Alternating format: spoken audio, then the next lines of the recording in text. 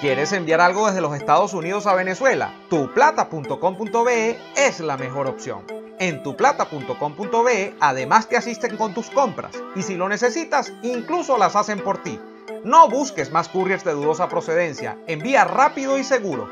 En avión o en barco. Nos ajustamos a tu presupuesto. Tuplata.com.be, la tarifa más baja y en el mejor tiempo.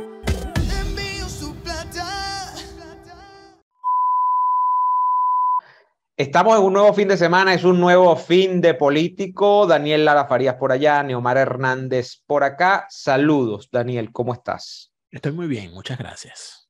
Qué bueno, me alegro. Mira, los venezolanos parece que, aunque se piense que no tienen relevancia dentro de la agenda política mundial, pues esto es ya más que discutible. Fíjate en los Estados Unidos lo que está ocurriendo, y lo hablábamos esta semana. En algún momento se planteó que el tema Venezuela y los venezolanos eran un asunto electoral dentro de los Estados Unidos. Y estamos hablando, por ejemplo, en la última elección presidencial, cuando se decía, bueno, Trump lo que está es barajando la famosa posibilidad de todas las opciones están sobre la mesa, porque eso da votos en la Florida, porque eso radicaliza la base republicana en la Florida, donde ustedes saben que está el exilio cubano, anticomunista, donde están ahora una gran cantidad de venezolanos que han emigrado, que se han ido porque el régimen los ha forzado a irse a los Estados Unidos, y que es gente que es muy radical, pues que quiere una política, un discurso duro con respecto al tema Venezuela y con respecto al tema chavismo.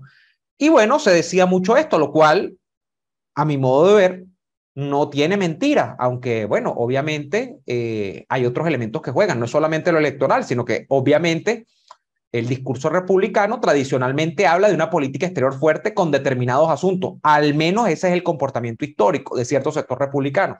Pero el elemento de aprovechamiento electoral estaba allí. Bueno, ahora vienen elecciones otra vez en los Estados Unidos y otra vez, pero por razones distintas, los venezolanos y Venezuela están sobre la mesa. Y no como opciones, sino como elementos que para los dos partidos, ya no ni siquiera para republicanos, sino también para los demócratas, depende como usted lo vea, están sirviendo para potenciar los discursos de cara a las midterms y de lo que incluso más allá, Daniel, de la elección del Congreso, donde se renueva parte de la composición del Congreso, tiene que ver con cargos importantes como las gobernaciones de estados. Hay gente que ha perdido de vista esto. El gobernador de Texas, que se ha convertido en una figura nombrada por estos días, el señor Abbott, el republicano de línea dura supuestamente, va a la reelección en la gobernación. Y el electorado de Texas sabemos el comportamiento que tiene, más allá de lo que a nivel nacional el Partido Republicano pueda representar. El electorado de Texas tradicionalmente es un electorado radical, republicano, comprometido además con el tema migratorio como prioridad, porque es obvio, eso es como todo. ¿De qué va a hablar un venezolano al día de hoy? Bueno, del comunismo, porque tiene viviendo el comunismo de frente. ¿De qué va a hablar un tejano en los Estados Unidos? Del problema de la frontera, porque tiene el problema de la frontera desde siempre y tienen a México al ladito, por donde entran muchos inmigrantes ilegales. Entonces, obviamente es un issue, como llaman en los Estados Unidos, del Partido Republicano en Texas y de Abbott como figura. Entonces, ¿qué pasa, Daniel? Para hacer un poco el cuento corto y escuchar tu opinión, que mientras los republicanos radicales o que están comprometidos con el tema de reelecciones y tal, y que quieren potenciar a su base, dicen, oye, la inmigración ilegal y tal, y entonces mandan los autobuses, mandan los vuelos, se ha metido en esto hasta DeSantis, que también, ¿por qué DeSantis se mete? Porque DeSantis está tratando de subir los puntos de cara a una eventual candidatura presidencial, ni siquiera revalidar la gobernación de Florida, la candidatura presidencial, viendo a ver qué pasa con Trump y buscando morderle la base a Trump, que también tiene un tema con esto de la inmigración ilegal, obviamente. Mientras eso pasa, los demócratas que han montado, bueno, una jornada de martirologio. Mira, estos tipos son unos nazis. Estos carajos quieren montar un campo de concentración. Estos están montando allí unos campos donde están metiendo a los pobres inmigrantes ilegales. Mira cómo los cargan del timbo al tambo, tal. No, el Partido Republicano es una amenaza. Eso desde el punto de vista de la martirización lo está haciendo el Partido Demócrata y sobre todo los sectores pues más progre y más tirados para la izquierda del Partido Demócrata. Entonces, lamentablemente, Daniel, en conclusión, cada uno está instrumentalizando el tema de estos grupos de venezolanos donde hay de todo, porque tampoco es que aquí todo el mundo es santo, aquí no le vamos a adorar la píldora a nadie, pero tampoco todo el mundo es delincuente, donde hay de todo, pero donde otra vez somos elemento de aprovechamiento electoral. ¿Qué te parece?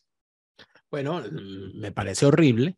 Las imágenes a mí me han parecido verdaderamente patéticas y los discursos también, porque detrás de sacando el tema de la manipulación electorera, que es lo que está ocurriendo, porque recuerda que Ron DeSantis también se enfrenta a una revalidación de su mandato ahora, aunque él está apuntando obviamente más lejos. Y obviamente su interés va también hacia el punto de que la gran mayoría de los venezolanos buscan irse por razones de facilidad con el tema del idioma hacia el estado de la Florida, porque habiendo una comunidad latina, cubana y venezolana, colombiana y argentina también tan establecida de hace tanto tiempo en la ciudad de Miami, prácticamente hay hasta guetos donde la gente solamente habla español y se le hace menos complicado la integración. Eso, por supuesto, por un lado, pero por el otro lado, el caso de Texas y de Arizona, pero particularmente de Texas, es que Texas es un estado fronterizo, con una frontera sumamente difícil. Y a pesar de que es un estado sumamente grande, que ha tenido ese problema de la migración ilegal que permea por sus fronteras desde hace muchísimo tiempo, lo que están haciendo en este momento reviste carácter meramente electoral. Pero además de eso, desde mi punto de vista, deja claro que ni el Partido Republicano ni el Partido Demócrata tienen una agenda para tratar el tema de la migración ilegal, ni tienen conciencia de que esa migración ilegal que está entrando de forma masiva por sus fronteras terrestres está vinculada directamente a la pésima política exterior ejecutada por ambos partidos en los gobiernos de al menos los últimos 40 años. Eso, por supuesto, te lleva a pensar que las acusaciones mutuas que se están haciendo, por un lado los republicanos diciendo que como los migrantes están llegando gracias a los demócratas, entonces que se los lleven para sus estados los demócratas, y los demócratas a su vez diciendo que los republicanos son unos nazis porque están mandando usando a los migrantes como carne de cañón, cuando se recuerda que en el gobierno de Donald Trump los demócratas promovieron la migración ilegal a través de las famosas caravanas y convirtieron además el fenómeno de los dreamers en una cosa en la que cuando el gobierno es demócrata, cuando el gobierno es republicano, los migrantes son dreamers. Pero cuando el gobierno es demócrata, los migrantes son una amenaza. Así son los demócratas. Y los republicanos, a su vez, cuando se trata de buscar, cuando están en la oposición, hablan de la migración ilegal. Cuando están en el gobierno, hablan de las comunidades hispanas. Sí, por interés electoral, obviamente. ¿A dónde vamos con esto? Que, como decía aquella vieja cuña electoral en Venezuela, si lo que dicen los republicanos de los demócratas es cierto y lo que dicen los demócratas de los republicanos es cierto, ninguno de los dos está preparado para manejar el tema de la migración. Porque ninguno de los dos tiene agenda. Ninguno de los dos está yendo hacia el origen del problema. Y el origen del problema aquí en Europa se habla mucho, donde también hay una... O sea, la cuestión no es de los Estados Unidos. Entonces aquí donde se va también al gran error, no son los Estados Unidos los que tienen un problema con la migración ilegal, es el mundo. Hay unos grandes movimientos migratorios a nivel mundial que están causando una situación dificilísima. Por ejemplo, fíjate, y cosas que por supuesto no salen en la prensa todos los días y la gente después no se pregunta el por qué. Es decir, los jóvenes alemanes no saben, no se enteran, no tienen idea de que la cantidad de cameruneses que hay aquí en este país,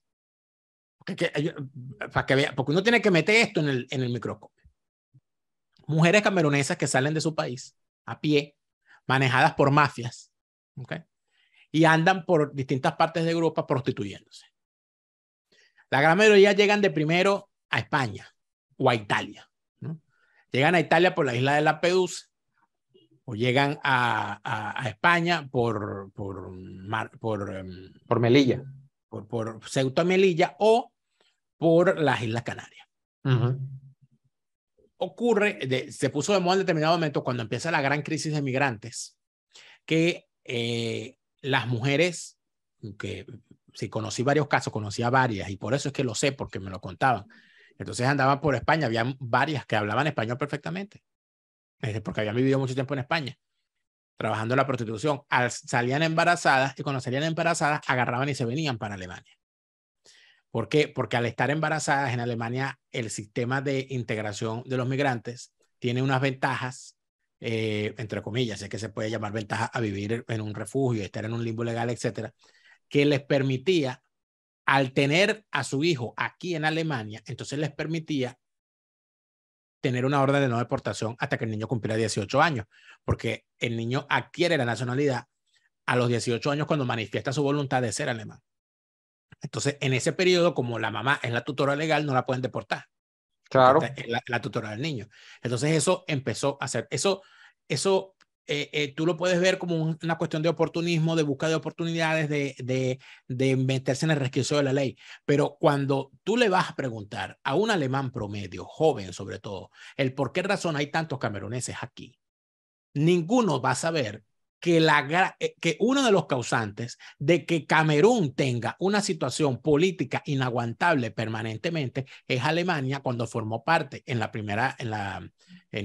al final del siglo XIX de aquellas potencias coloniales que se repartieron a su antojo el África, particularmente lo que se llamaba los Camerunes, en la política aquella de Otto von Bismarck, donde Alemania agarró parte de Camerún, Alemania agarró Namibia, Alemania agarró allí en todas esas cosas que después las perdió cuando la Primera Guerra Mundial, pero metió la mano allí. ¿Y qué es lo que ocurre? Que fijaron unas fronteras artificiales basadas en los intereses de las potencias coloniales, Alemania, Bélgica, Holanda, Inglaterra, Portugal, a la propia España, claro.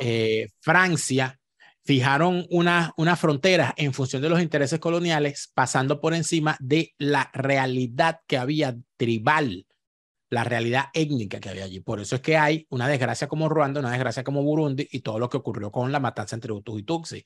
Por eso es que hay unos grandes problemas en distintas zonas. Que ahorita, en este momento en el que tú y yo estamos hablando, hay una crisis de migrantes, hay varias crisis de migrantes, una crisis de migraciones, pero hay unos focos. Ucrania en este momento, por supuesto. Claro. Hay una situación grave en Ucrania, pero mi generación se acostumbró a escuchar, yo de muchachos, a los 12 o los 13 años, escuchábamos mucho en los reportes del Observador, de las cuestiones internacionales, el nombre de Nagorno-Karabaj. ¿Qué es Nagorno-Karabaj? Nagorno-Karabaj es una zona originalmente de la Unión Soviética, ¿ok? Y esa zona es mayoritariamente poblada por armenios, católicos, cristianos ortodoxos.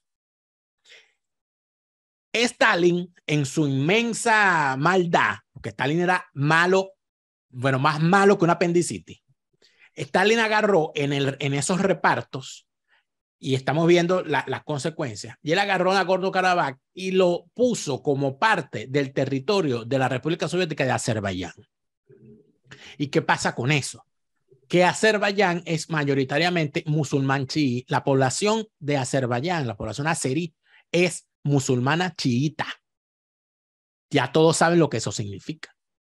Entonces, ¿qué pasa? Que tú agarraste un enclave como Nagorno-Karabaj, lo metiste dentro de gente cristiana y de origen armenio, y lo metiste dentro de un país que, a pesar de que era la Unión Soviética y todo aquello, lo metiste dentro de un país donde ellos terminan siendo una minoría. Cuando cae la Unión Soviética, se prende entonces se prende la gran pelea, porque Nagorno-Karabaj decide declarar su independencia de Azerbaiyán y decir que ellos son más armenios y empieza la guerra. ¿Quién apoya a Azerbaiyán? Turquía. ¿Qué hace Rusia? Le vende armas a los dos. ¿Qué está ocurriendo en este momento? Que bueno, yo viví en un refugio con gente que era de Armenia y te echaban estos cuentos que la situación es inaguantable. En medio de esta situación que estamos viviendo hoy, Azerbaiyán, obviamente, es aliada de Turquía, es aliada, obviamente, de Irán y tiene vastos recursos energéticos. Y los países de la OTAN, los países de la Unión Europea, no se van a poner del lado de Armenia porque el recurso energético que tiene Azerbaiyán lo están utilizando para paliar la crisis energética que está dejando el conflicto con Rusia. ¿Qué causa eso? ¿Qué está causando eso? Que los tipos se van a tragar Nagorno-Karabaj y evidentemente viene otra crisis de migrantes de armenios originados en Nagorno-Karabaj. Esas pequeñas cosas que están ocurriendo en distintas partes del mundo. Quizás la gente, el ciudadano promedio ve y dice, bueno, ¿qué hacen estos cameruneses aquí? ¿Qué hacen estos venezolanos aquí? ¿Qué hacen estos salvadoreños aquí? ¿Qué hacen esta gente de Armenia? Pero fíjate, Daniel, que el tema, tú has dado una palabra que atravesaba tu análisis, que era la palabra integración, que es la palabra fundamental en cualquier proceso de migración, ¿no? Cuando una comunidad humana se traslada desde su país de origen hacia el país que lo recibe.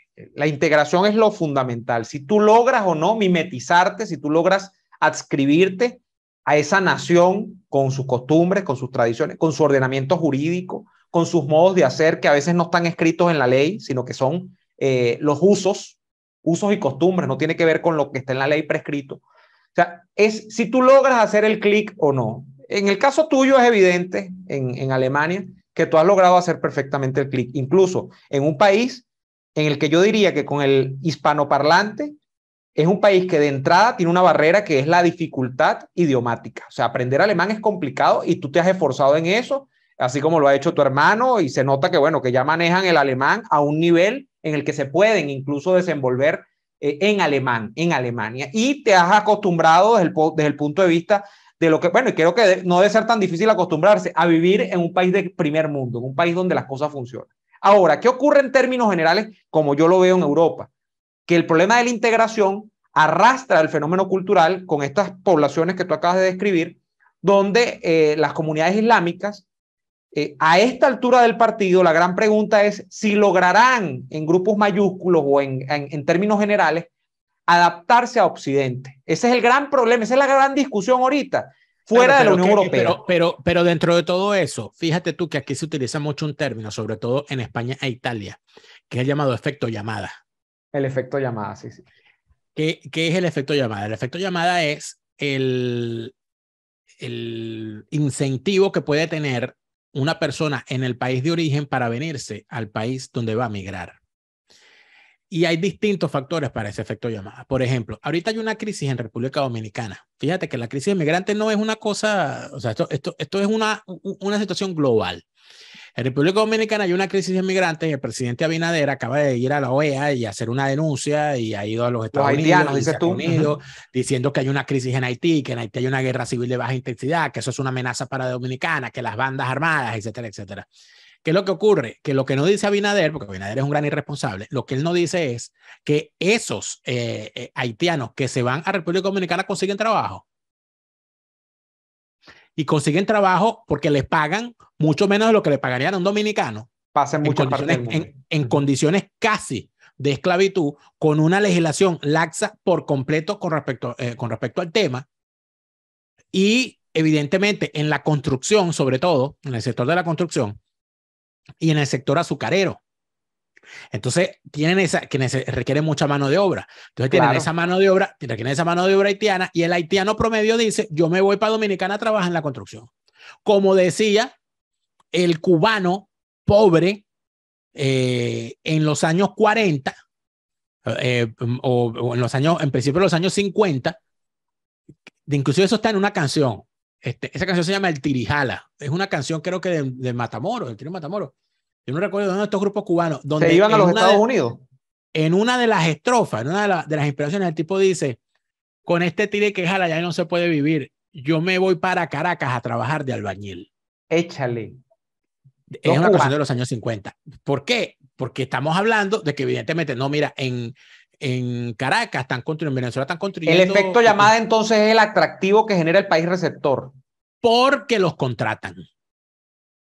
Porque hay la suficiente laxitud en la política para que ellos lleguen allí y estén allí. En el caso de España, ¿qué ocurre? Bueno, que el Estado prácticamente permite que, sobre todo el tema de los llamados menores de edad sin acompañantes, los menas. En el caso de los Estados Unidos, ¿qué ocurre? Bueno, que hay número uno, una frontera completamente permeada, y número dos, un requerimiento de mano de obra. porque es un y los país contrata. altamente industrializado y requiere mucha mano de obra. Y hay un requerimiento de mano de obra, obviamente, y no hay unas políticas establecidas para paliar esa mano de obra con trabajadores invitados. Mira, O y mencionaste, Daniel, y trabajadores mencionaste España, qué bueno, porque podemos seguir analogándolo con el tema que entramos, que era Estados Unidos y los dos partidos. En España, obviamente, el tema de la migración, que se ha convertido en el gran tema, por ejemplo, que hace oposición Vox, y el tema que pone en la bandeja, en la mesa, PSOE. ¿Qué ocurre? Que es que el PSOE le conviene esto porque el PSOE cree que trayendo migrantes manipulables, tal, va a tener mayor capital político de cara a futuras elecciones, lo cual me parece una estupidez, porque creo que esas personas que llegan allí no tienen capacidad de votar en las primeras de cambio. O sea, a esa gente no le dan derecho a voto. Bueno, pero que más allá de eso está el otro tema, que no es lo mismo un migrante hispanoamericano que un migrante marroquí. Pero, bueno, allá iba. El migrante marroquí, que es lo que te dice todo el mundo, el migrante marroquí llega a España, busca todos los beneficios que le puede dar el Estado, se aprovecha de todos esos beneficios, trabaja en negro, normalmente en los mismos grupos marroquíes y está por ahí trabajando en negro, en negocios, comercios y tal, nunca se integra a la sociedad como tal y cuando obtiene sus papeles viaja a Marruecos y regresa. Okay. Y eso de alguna manera es otra situación, una situación completamente distinta que inclusive se cree que es parte de una política del reino marroquí para ir soliviantando todo, para ir trabajando a futuro su política de reconquista de Ceuta y de Melilla e inclusive de más allá. Así es. Porque Marruecos inclusive ve a las Canarias como parte de su territorio en las teorías más escabrosas del nacionalismo marroquí. Pero entonces todo eso, o sea, todo está entremezclado. Yo te vuelvo y te repito, algo que empecé a ver inclusive cuando arranca el tema ruso, el tema ruso con Ucrania. Nosotros estamos sentados en un polvorín y no sabemos dónde va a salir la chispa. Porque aquí se puede armar una cosa bien ruda que no sabemos por dónde va a terminar estallando ni qué consecuencias va a traer. En una de esas, que como decía mi abuela, de esas crecidas de río de cuando ni el mono carga a su hijo. En Estados Unidos, además, Daniel, esto de la integración es complicado porque el Estados Unidos de hoy es un Estados Unidos que viene de estar atravesando crisis económicas porque la economía mundial está ralentizada, porque la economía mundial con el tema de la guerra de Rusia contra Ucrania obviamente ha generado un impacto global, pero además el Estados Unidos de hoy desde el punto de vista cultural, sin pasar todavía y meternos por el tema de las drogas, que bueno, que están haciendo mella sobre la sociedad estadounidense desde hace muchas décadas, pero ahorita se está viendo muy patente eso. Es una sociedad que culturalmente yo siento que está en minusvalía en este momento. Por ejemplo, frente a la claudicación en torno a productos culturales, donde, bueno, todas las susceptibilidades que se generaron después del movimiento Black Lives Matter y después de todo lo que ha significado todo. O sea, es un Estados Unidos complejizado por las cuatro esquinas, donde además ahora le metes a la ecuación estos contingentes humanos que llegan a pedir servicios, que llegan a pedir de todo, y aquí es donde está mi preocupación, sobre todo con los venezolanos. Porque si ese venezolano, se lo decía a un amigo, si ese venezolano que llega allá se queda con el chip del chavismo, que es un chip que lamentablemente pues es el póngame donde hay o tráigame la caja clara. Bueno, lamentablemente en la sociedad estadounidense no tiene nada que buscar, Daniel, porque la sociedad estadounidense usted tiene que bregarse como en las sociedades modernas de todo el mundo. Usted tiene que bregarse el sustento todos los días y vive usted para pagar cuentas. Allá nadie le va a dar nada. Allá nadie le va a dar nada. Entonces, el problema que en Europa es de integración por la vía de la asimetría cultural, porque en Estados Unidos, en Europa, es el tema de las poblaciones musulmanas entrando en la sociedad occidental. Yo lo veo complejizado en Estados Unidos no por el tema cultural, porque, digamos, un hispanoamericano con respecto a un angloamericano, bueno, sí tienen cosas distintas, pero no son tan incompatibles. Ambos han estado en Occidente y tal. El problema aquí viene por las costumbres y la relación con el trabajo que no se da de igual forma en estos dos lados del mundo, y sobre todo estoy hablando de mis paisanos, los venezolanos.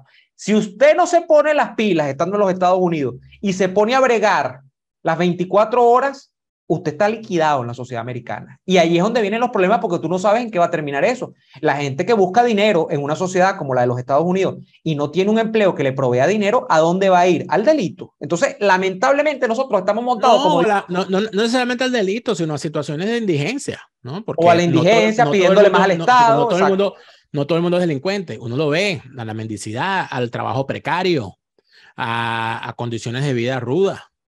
Y eso, entonces, sobre todo lo que tiene. Y de eso es que se aprovecha Maduro para decir, no, ¿para qué van a pasar trabajo allá? Bueno, pero además de eso, entonces te crea otro problema, que es el de los niños que crecen en un entorno marginalizado y de precariedad y termina convirtiéndose en unos grandes resentidos que serán estadounidenses, porque formados allá y estudiados allá y todo aquello, pero con aquellos resentimientos de aquellas situaciones que al final uno no sabe dónde van a terminar.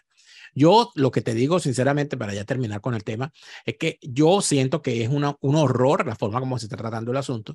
A mí me parece que es completa y absolutamente fuera de lugar montar unos migrantes en un avión, en un carro y pasearlos por ahí.